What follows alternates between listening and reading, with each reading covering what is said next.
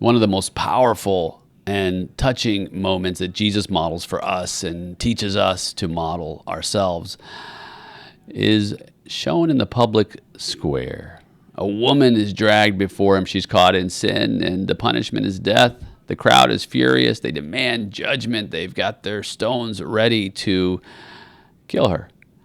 Jesus could have responded with that same power, but instead he kneels.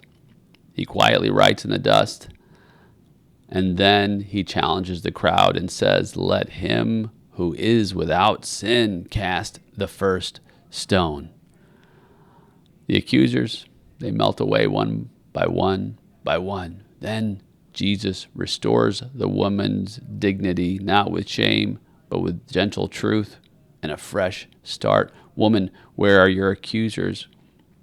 I do not accuse you either. Go and sin no more."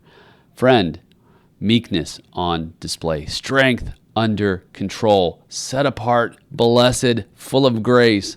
Those are the moments that this posture brings community life to a place where we are truly walking in his love.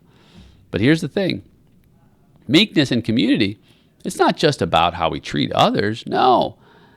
Here, Jesus shows us that it's also about examining ourselves as leaders before we speak, before we react, before we judge, before we condemn.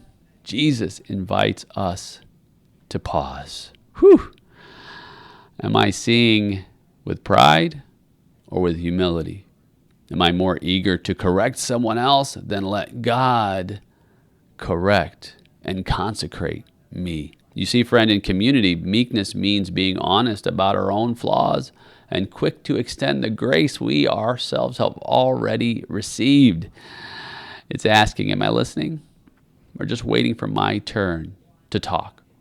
Am I defending myself or am I inviting God to live in me?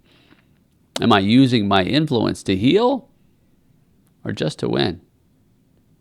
Ask yourself today, is there a moment to practice this strength under God's control in your community, whether it's at your church, whether it's with your friends in your social circles, or whether it's in your civic environments, politics? Oof. Gentle strength, friend, that both examines ourselves and extends the grace to others. Maybe it's biting our tongue instead of making a point, or owning a mistake before pointing out someone else's. And I invite you to notice what happens in your heart and in your relationships.